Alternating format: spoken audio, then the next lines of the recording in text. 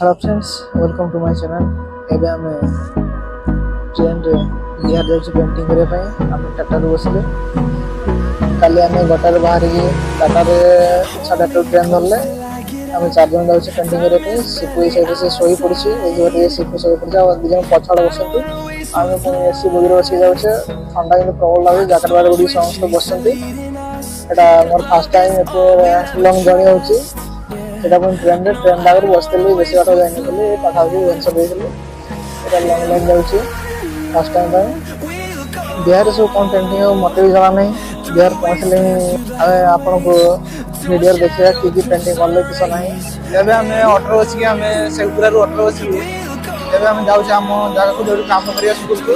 ଆମେ 4 ଜଣ ବସିଛୁ ଦେଖିପାରୁଛୁ। ଆମେ ବ୍ୟାଟେରୀ ସ୍କୁଟିରେ ବସିଛେ।